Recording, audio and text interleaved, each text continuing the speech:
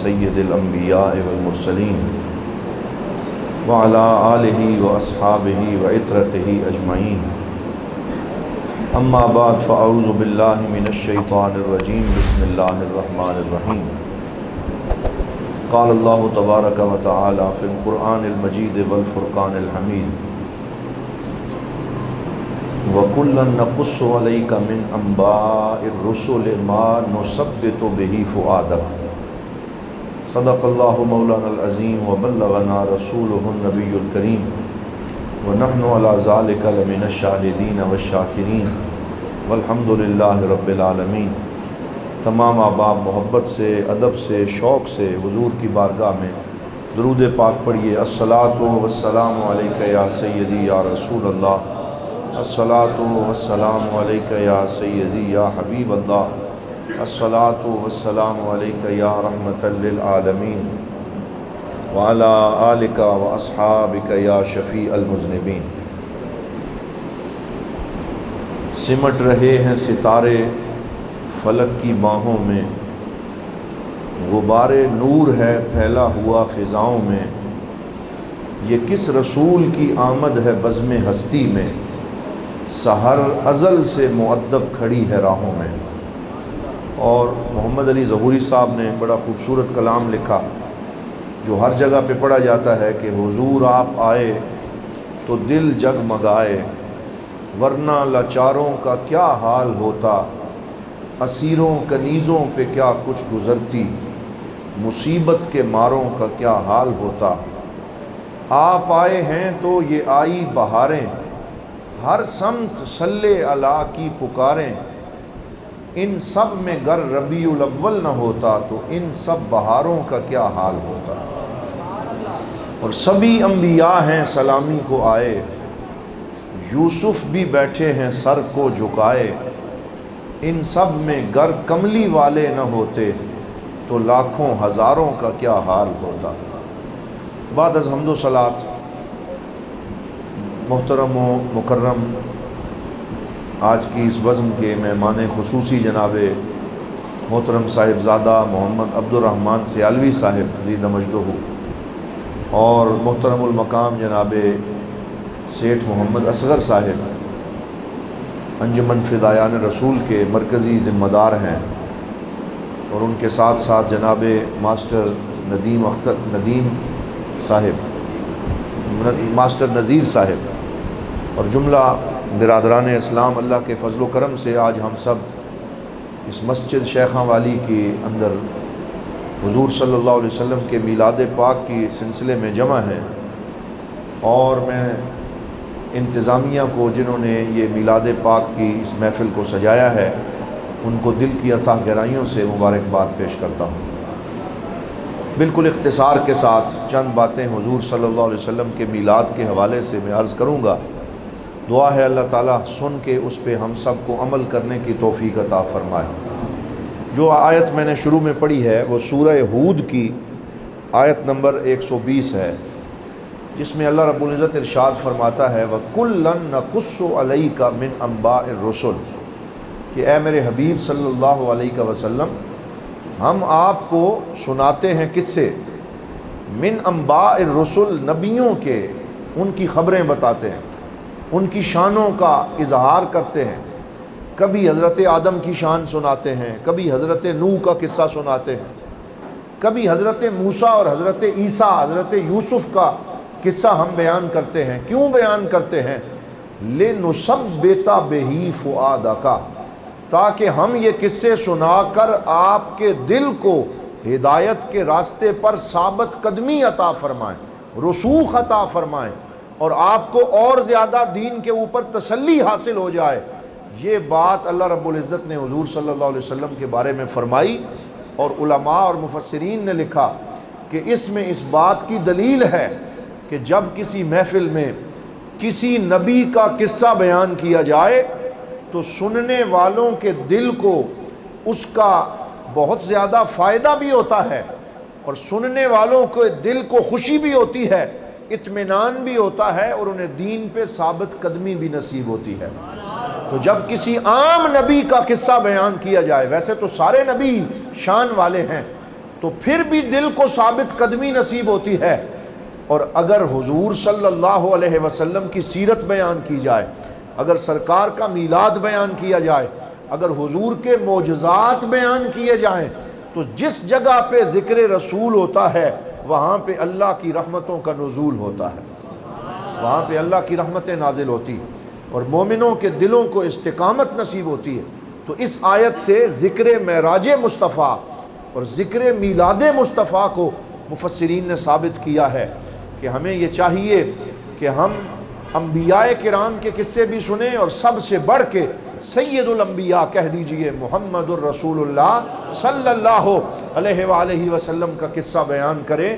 اور یہی مقصد میلاد پاک کی محفلوں کا ہے کہ ہم اس میں جمع ہوں، سرکار کے معجزات کا تذکرہ کریں، حضور کے شمائل کا بیان کریں، تاکہ وہ کمزور ایمان والے، ہم سارے ہی کمزور ایمان والے ہیں، جو گناہوں کا شکار ہوتے ہیں، ما نثبت بہ فؤادک، ذکر مصطفیٰ میں آنے سے پہلے ایمان کمزور ہوتے ہیں، اور ذکر مصطفیٰ کی محفل سے جب نکلتے ہیں تو کمزور ایمان والے اپنا ایمان مضبوط کر کے نکلتے ہیں، ثابت قدم ہو کے نکلتے ہیں، فائدے لے کے نکلتے ہیں، اور ان کے دل کو نور ایمان جو ہے وہ نصیب ہوتا ہے۔ اسی وجہ سے میرے ایک استاد گرامی فرماتے ہیں، وہ شیخ حبیب علی جفری جن کا نام ہے، یمن کے بہت بڑے شیخ ہیں، صوفی ہیں، مصر تشریف لائے تو کئی دفعہ ہمیں ان کی محفل میں بیٹھنا نصیب ہوا۔ تو ایک دفعہ کسی نے ان سے پوچھا کہ میلاد پاک کی خوشی منائیں یا نہ منائیں، تو انہوں نے فرمایا اذا لم نفرح برسول اللہ فمن نفرح بہ، اگر ہم سرکار کی خوشی نہ منائیں، اگر ہم حضور کا ذکر کر کے خوش نہ ہوں تو اور کس کا ذکر کر کے خوش ہوں؟ یعنی وہ مومن جسے اپنے نبی کی خوشی نہ ہو اسے کوئی اور خوشی نصیب ہو سکتی نہیں ہے۔ جو بیٹے کی ولادت پہ کیک کاٹے، جو بنگلہ اور کوٹھی ملنے پہ خوشی منائے، جو امتحان میں کامیاب ہونے پہ مٹھائی بانٹے، اور جب سرکار کے میلاد کا وقت آئے وہ منہ بسور کے بیٹھ جائے، وہ کمرے میں بند ہو جائے، وہ صف ماتم بچھا لے اور وہ غم منانا شروع کر دے، وہ بندہ مومن کیسا مومن ہے؟ ہم سمجھتے ہیں کہ مومن وہ ہے جسے اور کوئی خوشی ہو یا نہ ہو وہ سب سے زیادہ اپنے پاک نبی کی خوشی کا اظہار کرے، جو سرکار دو عالم کی خوشی مناتا ہے، جو حضور صلی اللہ علیہ وسلم کی آمد پہ خوش ہوتا ہے۔ اس وجہ سے اس کی خوشی کا اظہار ضرور کرنا چاہیے۔ اس کی صورتیں کوئی بھی ہو سکتی ہیں لیکن اس کا اظہار ضرور کرنا چاہیے۔ بعض لوگ کہتے ہیں کہ جی نئی نئی صورتیں بنانا دین میں کہاں سے ثابت ہے؟ تو میں آپ کے سامنے ایک روایت رکھتا ہوں جو سنن ترمذی میں ہے کہ رسول اکرم صلی اللہ علیہ وسلم ایک دن مسجد میں تشریف لائے تو آپ نے دیکھا حضرت سیدنا ابو ہریرہ رضی اللہ تعالیٰ عنہ اور حضرت زید ابن ثابت رضی اللہ تعالیٰ عنہ اور ایک تیسرے صحابی بھی تھے جن کا نام انہوں نے نہیں لیا، کہ تین صحابی مسجد نبوی میں بیٹھ کے ایک نئے طریقے سے ذکر کر رہے تھے۔ وہ کیا ذکر تھا کہ پہلے ایک صحابی اللہ رب العزت سے معافی مانگتا اور کہتا یا اللہ تو میرے گناہ معاف کر دے، اور پھر اپنے لیے اور سب کے لیے دعا مانگ کے ذکر کرتا، پھر وہ خاموش ہو جاتا، پھر دوسرا صحابی اپنے گناہوں کی معافی مانگ کے پھر ذکر کرنا شروع کر دیتا، پھر تیسرا شروع ہو جاتا۔ تو اس طریقے سے اپنے گناہوں کو بھی یاد کر کے روتے تھے اور اللہ کا ذکر کرتے تھے۔ حالانکہ اس طریقے کی محفل آج سے پہلے سرکار نے نہیں سجائی تھی۔ حضور نے معافی کا حکم تو دیا لیکن یہ نہیں کہا کہ پہلے ایک معافی مانگے، پھر دوسرا مانگے، پھر تیسرا مانگے، پھر اللہ کا ذکر کریں۔ اتنے میں رسول اللہ صلی اللہ علیہ وسلم تشریف لے آئے اور آپ نے جب یہ دیکھا کہ آج میرے یہ تینوں صحابی ایک نئے انداز میں اپنے رب کا ذکر کر رہے ہیں اور معافی طلب کر رہے ہیں، تو حضور بھی ان کے ساتھ بیٹھ گئے۔ فرمایا تم اپنی باری پہ ذکر کرو، جب میری باری آئے گی تو میں بھی اس ذکر میں تمہارے ساتھ شریک ہو جاؤں۔ تو اس سے پتہ چلا کہ ذکر کے اندر کوئی نیا پرانا طریقہ نہیں ہوتا، ہر وہ شے جو شریعت میں مشروع ہے اور جائز ہے اور جس کی شریعت میں کوئی اصل موجود ہے اس کے کرنے کی شریعت نے ہمیں آزادی عطا فرمائی۔ اب دوسری آیت میں آپ کے سامنے پیش کرتا ہوں۔ پہلی آیت سورہ ہود کی تھی، دوسری آیت سورہ مائدہ کی ہے۔ اللہ رب العزت سورہ مائدہ کے آخری رکوع میں ارشاد فرماتا ہے کہ وہ لوگ جو حضرت عیسیٰ علیہ السلام کے ماننے والے تھے، تو جس دن اللہ رب العزت نے ان کے اوپر من و سلوہ نازل کیا اور آسمان سے پکا پکایا کھانا ان کے لیے نازل کیا، تو انہوں نے کہا ربنا انزل علینا مائدۃ من السماء تکون لنا عیدا لاولنا وآخرنا وآیۃ منک وارزقنا فانت خیر الرازقین۔ یہ قرآن میں یہ آیت نازل فرما دی، فرمایا اے اللہ تو ہمارے اوپر آسمان سے دسترخوان نازل فرما، جس دن وہ دسترخوان ہمارے پاس آئے گا ہر سال ہم اس دن کو عید کے طور پہ منائیں گے، اور ہمارے پہلے اور پچھلے اس کو تہوار کے طور پہ منائیں گے۔ ہم اس دن مٹھائیاں تقسیم کریں گے، خوشیاں منائیں گے اور چرچا کریں گے، اچھا لباس پہنیں گے، بطور عید اس دن کو منائیں گے۔ تمام مفسرین نے لکھا کہ اگر حضرت عیسیٰ کے ماننے والوں پہ آسمان سے دسترخوان نازل ہو اور وہ اسے عید کے طور پہ منائیں تو یہ بات بنتی ہے۔ تو اگر حضور صلی اللہ علیہ وسلم کو اللہ تعالیٰ حضور کے غلاموں کو اپنا محبوب عطا فرمائے، اپنا حبیب عطا فرمائے، شان والا رسول عطا فرمائے، تو ساری عیدیں چھوٹی ہیں، مصطفیٰ کی آمد کی عید بولی یہ سب سے بڑی ہے، یہ سب سے بڑی عید ہے جس کو ہم مسلمان سیلیبریٹ کرتے ہیں اور جسے ہم حضور صلی اللہ علیہ وسلم کی خوشی میں مناتے ہیں۔ تیسری آیت جو آج میں پیش کر رہا ہوں یہ آیات قرآنیہ ہیں۔ اللہ رب العزت ارشاد فرماتا ہے انا ارسلناک شاہدا ومبشرا ونذیرا لتؤمنوا باللہ ورسولہ وتعزروہ وتوقروہ وتسبحوہ بکرۃ واصیلا۔ اس آیت میں اللہ رب العزت نے اپنے پاک نبی کی شانیں بھی بیان فرمائیں اور پھر فرمایا ہم نے اپنا شان والا رسول شاہد بنا کے، مبشر بنا کے اور نذیر بنا کے اس لیے تمہارے اندر بھیجا تاکہ تم ان پہ ایمان بھی لاؤ اور ان کی توقیر بھی کرو، ان کی تعظیم بھی کرو اور اپنے پاک نبی صلی اللہ علیہ وسلم کا احترام بھی کرو۔ یہاں علماء نے لکھا ہے کہ ذاتیں دو ہیں۔ اللہ تعالیٰ فرماتا ہے لِتُؤْمِنُوا بِاللَّهِ وَرَسُولِهِ کہ تم اللہ پہ بھی ایمان لاؤ، اور بولیے اللہ کے، سارے بولیں اللہ کے رسول پہ بھی ایمان لاؤ، لیکن آگے ضمیر واحد کی ذکر فرمائی لِتُسَبِّحُوهُ وَتُوَقِّرُوهُ، تو پھر آگے فرمایا وَتُسَبِّحُوهُ تاکہ تم ان کی تعظیم کرو، تاکہ تم ان کی تسبیح بیان کرو، تاکہ تم ان کی جو ہے وہ پاکی بیان کرو۔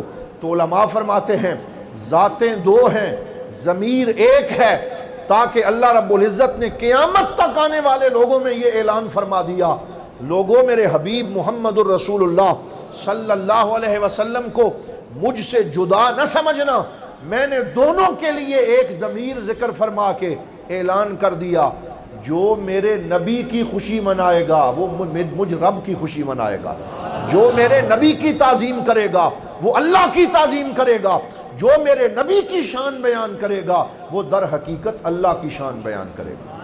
اسی طرح میں اکثر یہ واقعہ بیان کرتا ہوں کہ بعض لوگ اعتراض کرتے ہیں، وہ کہتے ہیں جناب ہم مانتے ہیں کہ حضور تشریف لائے تو اللہ تعالیٰ نے ستاروں کو سیدہ آمنہ کے گھر کے قریب کر دیا، چراغاں کیا، خانہ کعبہ پہ جھنڈا لگایا، حضور کو مشرق و مغرب کی سیر کروائی، سرکار پیدا ہوئے مدہوناً مختوناً مطیباً، آپ کے سر میں تیل لگا ہوا تھا، آپ کے جسم پہ خوشبو لگی ہوئی تھی، آپ کی آنکھوں میں سرما لگا ہوا تھا، اللہ نے سجا سنوار کے اپنا محبوب اپنی امت کو اور اپنے بندوں کو عطا فرمایا۔ یہ تو ہم مانتے ہیں کہ سرکار آئے تو چراغاں ہوا، اللہ نے خوشیاں منائیں، سیدہ آمنہ کی نگاہوں سے پردے ہٹا دیے اور انہیں شام کے محلات نظر آنا شروع ہو گئے، یہ بات تو ہم مانتے ہیں۔ تو ہم کہتے ہیں پھر مسئلہ کیا ہے؟ کہتے ہیں مسئلہ یہ ہے کہ حضور صلی اللہ علیہ وسلم آئے 12 ربیع الاول پیر کے دن 571 عیسوی میں ایک ہی دفعہ آئے، ہر سال تو نہیں آتے، وہ تو ایک دفعہ آئے، اللہ نے ایک دفعہ خوشیاں منائیں، چراغاں کیا، خانہ کعبہ پہ جھنڈا لگایا، ہم یہ مانتے ہیں، لیکن ہر سال تو حضور نہیں آتے، تو تم ہر سال میلاد کیوں مناتے ہو؟ ہر سال جلوس کیوں نکالتے ہو؟ ہر سال چراغاں کیوں کرتے ہو؟ ہر سال ان کی آمد کے ڈنکے کیوں بجاتے ہو؟ ہر سال یہ جلوس اور جلسے کیوں کرتے ہو؟ یہ اعتراض کرتے ہیں، اور ہم ان کے اس اعتراض کا یہ جواب دیتے ہیں کہ آؤ ہم اپنی بات نہیں کرتے، کسی مفتی کی بات نہیں کرتے، تمہارے سامنے رب کا قرآن پڑھتے ہیں۔ اللہ ارشاد فرماتا ہے اِنَّا أَنزَلْنَاهُ فِي لَيْلَةِ الْقَدْرِ، کہ ہم نے اس قرآن کو قدر و منزلت والی رات میں نازل کیا۔ وَمَا أَدْرَاكَ مَا لَيْلَةُ الْقَدْرِ، اور تم کیا جانو کہ لیلۃ القدر کیا ہے؟ لیلۃ القدر خیر من الف شہر، یہ 1000 مہینوں سے بہتر ہے، کیونکہ اس رات میں قرآن آیا۔ یا اللہ، جب یہ رات ہر سال لوٹ کے آتی ہے تو قرآن تو ایک ہی دفعہ آیا، کیا ہر سال برکتیں نازل ہوتی ہیں؟ کیا ہر سال اس کی رحمتیں سب کو نصیب ہوتی ہیں؟ تو اللہ تعالیٰ ارشاد فرماتا ہے تنزل الملائکۃ والروح فیہا بإذن ربہم من کل امر سلام ہی حتی مطلع الفجر۔ فرمایا ہاں قرآن تو ایک دفعہ آیا، لیکن جس رات کو اللہ نے قرآن کا برتن بنایا، اور جس رات کو اللہ نے قرآن کا ظرف بنایا، جس رات میں رب نے قرآن نازل کیا، جب 365 دن گزرنے کے بعد وہ رات لوٹ کے آتی ہے، برکتیں بھی لوٹ کے آ جاتی ہیں، رحمتیں بھی لوٹ کے آ جاتی ہیں، اللہ کی نور بھی لوٹ کے آ جاتا ہے، خوشیاں لوٹ آتی ہیں، برکتیں لوٹ آتی ہیں۔ کیا ہوتا ہے؟ قرآن کہتا ہے کہ اس پوری رات میں مغرب سے لے کے فجر تک آسمان سے رحمت کے فرشتے نازل ہوتے ہیں، روح الامین آتے ہیں، اور حضور صلی اللہ علیہ وسلم نے فرمایا کہ جس کے ساتھ فرشتے مصافحہ کریں اس پہ گریہ طاری ہو جاتا ہے، اس پہ کیفیت طاری ہو جاتی ہے۔ جس کو شب قدر میں رونا آ جائے وہ یہ سمجھ لے کہ اللہ نے اسے لیلۃ القدر نصیب کر دی، اس کو نشانیاں نظر آ گئیں، کیونکہ فرشتے مصافحہ کرتے ہیں، فرشتے گلیوں میں پھیل جاتے ہیں، فرشتے گھروں میں داخل ہو جاتے ہیں۔ یا اللہ قرآن تو ایک دفعہ آیا، فرمایا جب جب وہ رات لوٹ کے آئے گی، برکتیں لوٹیں گی، فرشتے لوٹیں گے۔ تو اس آیت سے استدلال کرتے ہوئے علامہ احمد سعید کاظمی غزالی زمانے اپنے مقالات میں لکھا، آپ نے فرمایا اگر قرآن کے نزول والی رات لوٹ لوٹ کے آئے تو برکتیں لوٹ کے آتی ہیں، اگر میلاد کی رات لوٹ کے آئے تو بہاریں لوٹ کے آتی ہیں۔ نعرہ تکبیر، اللہ اکبر، نعرہ رسالت، یا رسول اللہ، نعرہ تحقیق، اچھاریہ، نعرہ حیدری، غلام ہے غلام ہے رسول کے غلام، سیدی مرشدی۔ تو کیا فرمایا کہ جب یہ میلاد کی رات لوٹتی ہے اور جب یہ مہینہ لوٹتا ہے تو اللہ تعالیٰ اپنے نبی کی خوشی مناتا ہے۔ آپ نے یہ سنا نہیں ہے کہ جب حضور کی ولادت ہوئی تو اللہ رب العزت نے اس پورے سال کے اندر جو خوشی کا سال تھا، جو برکت کا سال تھا، جس کو عام الفیل بھی کہا جاتا تھا، کیونکہ سرکار کی ولادت سے 6 مہینے پہلے ابرہہ کا لشکر آیا اور ابابیلوں سے اللہ رب العزت نے اسے مروا کے ختم کروا دیا، اپنے کعبۃ اللہ کی حفاظت فرمائی اور یہ بتا دیا کہ اب میرا نبی آنے والا ہے، اور یہ سرکار کے آنے کی علامات ہیں، یہ ارہاسات ہیں۔ اور جس سال میں حضور پیدا ہوئے، اللہ رب العزت نے اس پورے سال میں کسی کو بیٹی عطا نہیں فرمائی، بلکہ میلاد کی برکت سے سب کو بیٹے تقسیم فرمائے۔ محمد کی ولادت پر ہوئے سب کو عطا بیٹے، اسے میلاد کہتے ہیں، ولادت ہو تو ایسی ہو۔ یہ حضور کی ولادت کی شان ہے کہ جس سال میں سرکار آئے اللہ نے اس طریقے سے خوشیاں منائیں، بچے تقسیم کیے۔ اور آج بھی علماء فرماتے ہیں جس کے گھر میں بیٹا نہ ہوتا ہو، جسے اولاد نرینہ نصیب نہ ہو، اور سال ہا سال گزر جائیں اور وہ مایوسی کا شکار ہو، وہ کیا کرے؟ حضرت علامہ نبہانی ہیں، آپ نے المواہب اللدنیہ کے اندر جو دیگر حضرت امام زرقانی ہیں انہوں نے لکھا، وہ فرماتے ہیں کہ جس کو بیٹا نصیب نہ ہو، اولاد نصیب نہ ہو، وہ یہ نیت کر لے کہ جب سرکار کی آمد کے دن آئیں گے میں اپنے گھر کے اندر سرکار کے میلاد کی محفل کروں گا، اور ساتھ یہ نیت کرے اگر میرا رب مجھے بیٹا عطا فرمائے تو میں اس کا نام محمد رکھوں گا۔ فرمایا اللہ کے کرم سے امید ہے اللہ ضرور اس کو بیٹا عطا فرمائے گا اور اس کی گود بھر دے گا۔ اور اللہ تعالیٰ اسے خوشیاں عطا فرمائے گا۔ یہ حضور صلی اللہ علیہ وآلہ وسلم کے میلاد کی بہاریں۔ اور یہاں میں ایک اور بات عرض کروں، حضور صلی اللہ علیہ وسلم نے خود اپنی شان اس طرح بیان فرمائی کہ صحابہ کو تلقین کیا کہ میری شانیں بیان کیا کرو، اور ساتھ ولا فخرہ کے لفظ استعمال فرمائے کہ میں فخر تو نہیں کرتا لیکن میرے رب نے مجھے یہ شانیں دی ہیں۔ حضرت سیدنا انس ابن مالک فرماتے ہیں، صحیحین میں یہ حدیث موجود ہے کہ ایک دن سارے صحابہ بیٹھے ہوئے تھے تو صحابہ نے آپس میں گفتگو شروع کر دی، اتنے میں حضور صلی اللہ علیہ وسلم آ گئے۔ ایک صحابی کہہ رہا تھا کہ آدم و صفی اللہ، اللہ نے آدم کو اپنا صفی بنایا اور ان کو اپنے نبوت کے لیے چن لیا۔ دوسرا بولا، اس نے کہا نوح نجی اللہ، کہ نوح جو ہیں ان سے اللہ نے سرگوشی فرمائی۔ تیسرے نے کہا موسیٰ کلیم اللہ، کہ موسیٰ جو ہیں حضرت موسیٰ وہ اللہ کے کلیم ہیں، کوہ طور پہ اللہ نے ان سے کلام فرمایا، انہیں شان کلام عطا فرمائی۔ چوتھا بولا، اس نے کہا عیسیٰ روح اللہ و کلمتہ، جو حضرت عیسیٰ ہیں وہ اللہ رب العزت کے کلمہ ہیں، ورڈ آف گاڈ ہیں، سپرٹ آف گاڈ ہیں۔ اللہ رب العزت نے اپنی روح ان کے اندر جو ہے اپنی جناب سے ان میں روح پھونکی۔ یہ ساری شانیں وہ بیان کر رہے تھے اور حضور صلی اللہ علیہ وسلم درمیان میں بیٹھ کے یہ باتیں سن رہے تھے۔ جب یہ ساری باتیں وہ کر چکے، سرکار دو عالم صلی اللہ علیہ وسلم نے گفتگو شروع کی اور حضور نے فرمایا کہ آدم و صفی اللہ و ہوا کذالک، کہ میں نے تم سے سنا تم کہہ رہے تھے کہ آدم اللہ کے صفی ہیں اور وہ ایسے ہی ہیں، اور حضرت نوح نجی اللہ ہیں وہ ہوا کذالک، وہ ایسے ہی ہیں، اور حضرت موسیٰ کلیم اللہ ہیں وہ ہوا کذالک، وہ ایسے ہی ہیں، اور حضرت عیسیٰ کلمۃ اللہ ہیں وہ ہوا کذالک، وہ ایسے ہی ہیں، لیکن یہ تو مجھ سے پہلے والوں کی شان تھی۔ پھر حضور نے فرمایا وَأَنَا حَبِيبُ اللَّهِ وَلَا فَخْرًا، فرمایا کوئی صفی اللہ ہے، کوئی نجی اللہ ہے، کوئی خلیل اللہ ہے، کوئی کلمۃ اللہ ہے، اور تمہارے صاحب کو اللہ نے اپنا حبیب بنا کے بھیجا ہے۔ اور پھر سرکار نے فرمایا وَأَنَا أَوَّلُ مَنْ أَقْرَعُ بَابَ الْجَنَّةِ وَلَا فَخْرًا، اور سب سے پہلے جنت کا دروازہ میں کھٹکھٹاؤں گا اور میں فخر نہیں کرتا۔ وَمَعِي فُقَرَاءُ الْمُؤْمِنِينَ، اور اللہ ہمارے لیے جنت کا دروازہ کھولے گا اور میں اپنی امت کے فقیروں کو ساتھ لے کے، اپنے عاشقوں کو ساتھ لے کے جنت میں داخل ہو جاؤں گا۔ ولا فخرا، اور اس پہ فخر نہیں کرتا۔ وفی یدی لواء الحمد ولا فخرا، اور میرے ہاتھ میں لوائے حمد ہوگا اور میں اس پہ فخر نہیں کرتا۔ لیکن علماء فرماتے ہیں کہ یہ جو کمپیریٹیولی حضور نے شان بیان فرمائی، باقی نبیوں کی شان سنی، پھر اپنی شان کا اظہار خود فرمایا، یہ بتانے کے لیے کہ باقی نبیوں کا ذکر ضرور کرو، لیکن جب حضور کی باری آئے پھر سرکار کی شانیں کھل کے بیان کرو، پھر حضور کی نعتیں پڑھو، پھر سرکار کے میلاد کا ڈنکا بجاؤ۔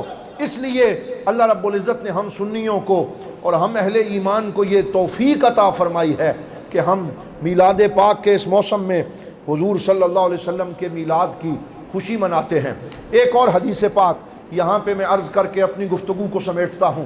یہ حضرت سیدنا عباس رضی اللہ تعالی عنہ کا قصہ ہے، جس کو تمام کتب صحاح کے اندر لکھا گیا کہ حضرت سیدنا عباس رضی اللہ، ایک ہیں عباس علمدار اور ایک ہیں حضرت عباس حضور کے سگے چچا جان۔ جو عباس علمدار ہیں رضی اللہ تعالی عنہ، وہ حضرت امام حسین کے بھائی ہیں اور وہ مولا علی شیر خدا کے بیٹے ہیں۔ ان کی بات میں نہیں کر رہا، میں اس وقت بات کر رہا ہوں حضرت سیدنا عباس بن عبد المطلب کی، جو حضور صلی اللہ علیہ وسلم کے سگے چچا ہیں۔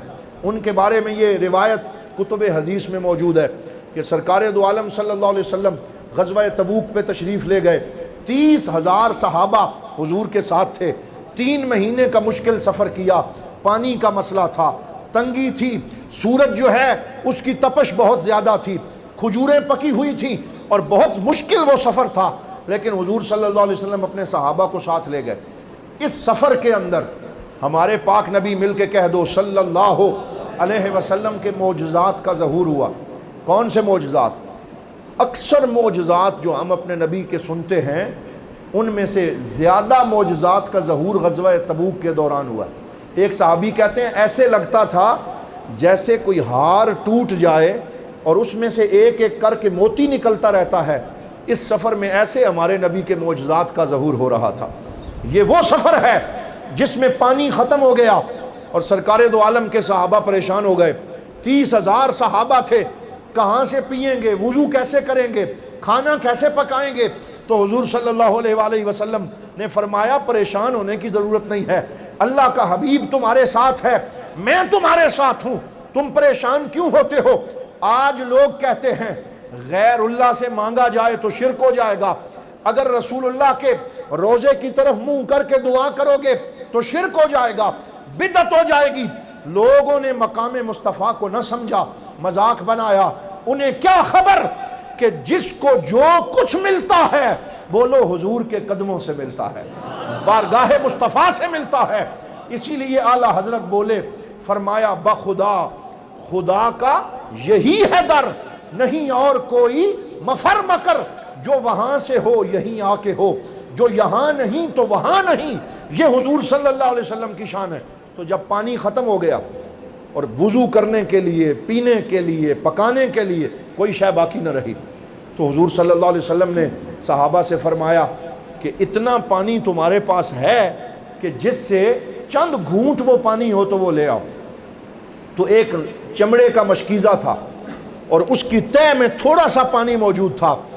ایک صحابی وہ لے کے حاضر ہوئے. سرکار دو عالم صلی اللہ علیہ وسلم نے اپنا ید اللہ والا ہاتھ اس مشکیزے کے اندر ڈالا. صحابہ کہتے ہیں ہم دیکھ رہے تھے, ہم نے دیکھا کہ سرکار کی 5 انگلیوں سے پانی کے 5 چشمے جاری ہو گئے. پانی کے اللہ اکبر, یا رسول اللہ, حق جار یار. سرکار کی 5 انگلیوں سے پانی کے چشمے جاری ہو گئے. یہاں علماء نے لکھا ہے کہ بعض انبیاء کرام نے پتھروں سے پانی جاری کیا, جیسے حضرت موسیٰ علیہ السلام کو اللہ نے فرمایا کہ فَضْرِبْ بِعَصَاكَ الْبَحْرَ ایک جگہ پہ, اور دوسری جگہ فرمایا کہ آپ اپنا عصا مارے فَانْفَجَرَتْ مِنْ حُسْنَتَا عَشْرَةَ عَيْنًا, کہ اس پتھر سے پانی کے 12 چشمے جاری ہو گئے. تو وہ کہتے ہیں پتھروں سے پانی جاری ہوتا رہتا ہے, اور یہ اتنا بڑا کمال, اگرچہ کمال ہے, اگرچہ معجزہ ہے, لیکن اتنا بڑا کمال نہیں ہے, کیونکہ پتھروں سے پانی جاری ہونا معمول کی بات ہے. چشمے پتھروں سے نکلتے ہیں, پہاڑوں سے آج بھی پانی پھوٹتا ہے, لیکن انسان کے جسم سے پانی کا چشمہ پھوٹنا, اس کی کوئی اور مثال نہیں ملتی کہ کسی کے انگلی سے اور کسی کے ہتھیلی سے اور کسی کے وجود سے پانی کا چشمہ جاری ہو جائے. اللہ نے اپنے نبی کو ایسے معجزے عطا فرمائے ہیں جو کسی اور نبی کو عطا نہیں فرمائے. باقی نبیوں نے پتھر سے پانی جاری کیا ہے, ہمارے نبی نے اپنی انگلیوں سے پانی کے 5 چشمے جاری فرمائے. اسی لیے جو شعراء ہیں انہوں نے سرکار دو عالم صلی اللہ علیہ وسلم کی نشانوں کو بیان کیا کہ جتنے معجزات اللہ نے باقی نبیوں کو جدا جدا عطا فرمائے وہ سارے جمع کر کے آمنہ کے لال کو عطا فرمائے. اسی طرح آپ یہ دیکھتے ہیں کہ انسان کو رلانا یہ اتنی بڑی بات نہیں, پتھر سے پانی جاری کرنا یہ اتنی بڑی بات نہیں, لیکن ایسی چیز کو رلانا جس میں زندگی کی رمق موجود نہ ہو, یہ سرکار دو عالم کی شان ہے. اور یہ بخاری کی روایت ہے کہ سرکار دو عالم صلی اللہ علیہ وسلم, ایک عورت جو ہے وہ لکڑی کا ممبر بنا کے لے آئی, حضور صلی اللہ علیہ وسلم کھجور کے ایک تنے سے ٹیک لگا کے جمعے کا خطبہ دیتے تھے. اس کو جو ہے وہ ایک کھجور کا جو تنا, خشک تنا کہا جاتا تھا, لیکن ایک عورت آئی, اس کا خامد لکڑی کا کام کرتا تھا. اس نے کہا یا رسول اللہ میں نے آپ کے لیے ممبر بنایا ہے. اور صحابہ فرماتے ہیں سب سے پہلے اسلام کے اندر ممبر کا تحفہ پیش کرنے کی سعادت ایک خاتون کو حاصل ہوئی. اس میں اسلام کے اندر خواتین کے مقام کا پتہ چلتا ہے کہ وہ ایک خاتون تھی, ایک صحابیہ تھی جس نے سرکار کو ممبر کا تحفہ پیش کیا. اس میں 3 سٹیپ بنے ہوئے تھے. وہ آئی, سرکار دو عالم کے لیے ممبر رکھا, حضور جمعے پہ تشریف لائے, ممبر کی سیڑھیوں پہ چڑھے, ممبر پہ بیٹھ کے خطبہ ارشاد فرمانا شروع کیا.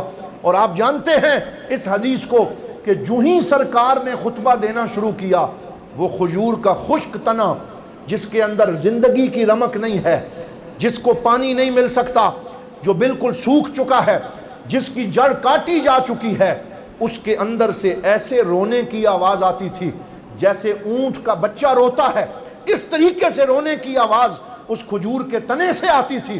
تو حضور نبی رحمت صلی اللہ علیہ وسلم نے جب یہ رونے کی آواز سنی، منبر سے نیچے آئے اور اس کھجور کے تنے پہ ہاتھ رکھا۔ جو ہی سرکار کا ہاتھ اس پہ آیا، لکڑی کے اس تنے کو تسلی ہو گئی، وہ خاموش ہو گیا، جیسے بچہ بلک بلک کے چپ کر جاتا ہے، ویسی کیفیت بن گئی۔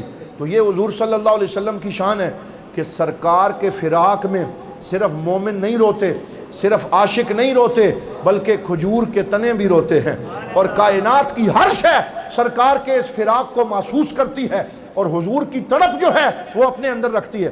تو میں یہ روایت مکمل کر لوں کہ حضرت سیدنا عباس جو حضور کے چچا جان ہیں، وہ کہتے ہیں کہ غزوہ تبوک میں حضور کے معجزات ایسے ظاہر ہوتے تھے جیسے ایک لڑی ٹوٹ جائے اور اس میں سے موتی نکلنا شروع ہو جاتے ہیں۔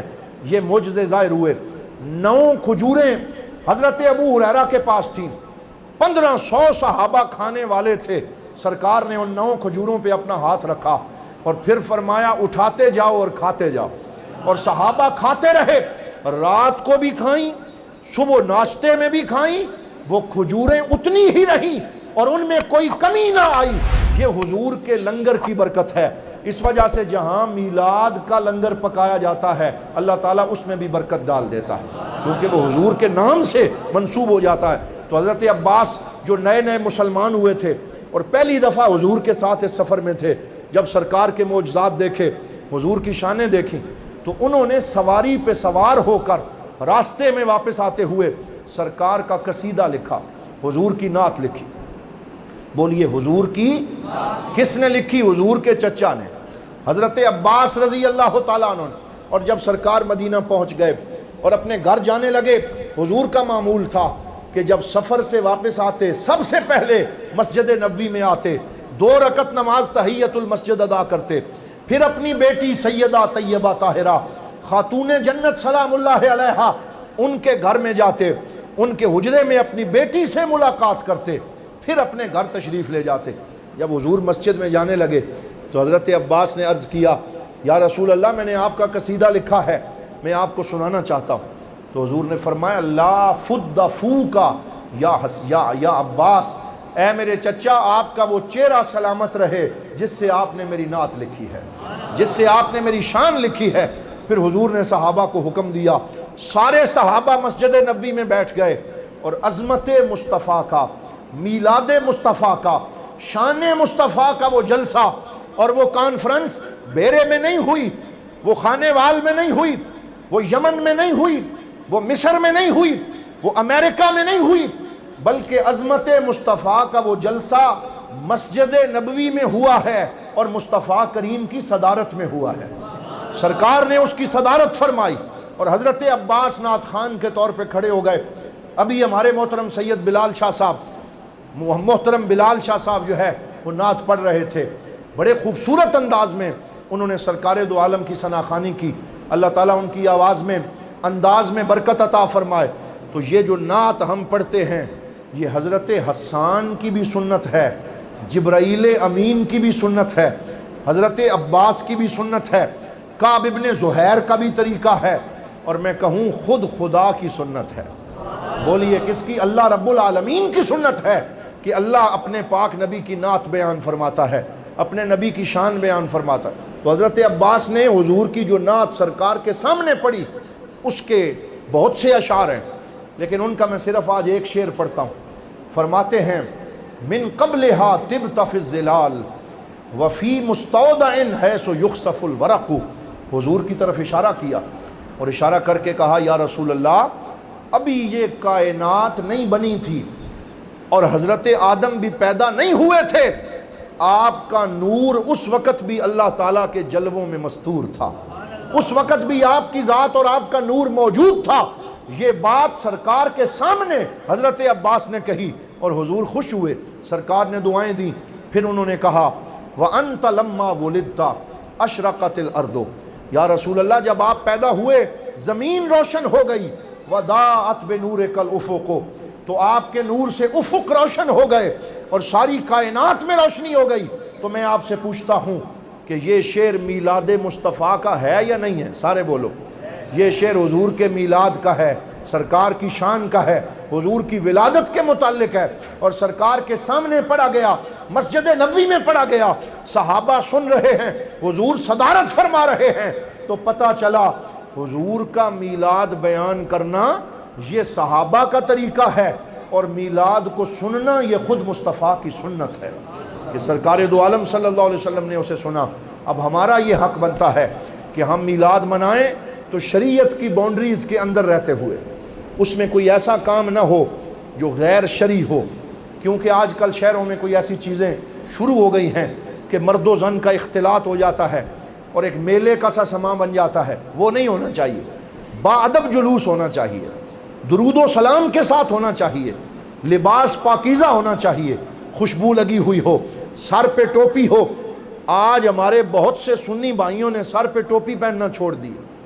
میں ان سے یہ کہوں گا کہ مہربانی کر کے اپنے اس بزرگوں کے طریقے کو نہ چھوڑیں، سر پہ ٹوپی پہنا کریں۔ یہ سنیوں کا شعار ہے، یہ ہماری علامت ہے، جب سرکار کی محفل میں آئیں تو سر پہ ٹوپی پہن کے آئیں اور اچھا لباس پہن کے آئیں اور درود و سلام کی کثرت کریں، اور میلاد کے جلوس میں بچوں کو ساتھ تیار کر کے لے جائیں، انہیں بتائیں کہ یہ سرکار دو عالم کی عظمت کا دن ہے، اور اس میں کوئی ایسا عمل نہیں ہونا چاہیے جو شریعت کے تقاضوں کے منافی ہو۔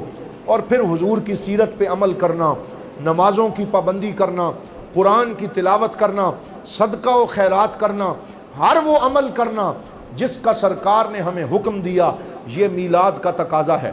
بعض لوگ یہ سمجھتے ہیں کہ 12 ربیع الاول پہ 2 دیگیں چاول پکا دو اور لوگوں کو کھلا دو، پھر سارا سال مسجد میں آنے کی ضرورت نہیں ہے، نماز پڑھو نہ پڑھو، ہم نے میلاد منا دیا، ہم نے نعرے لگا دیے۔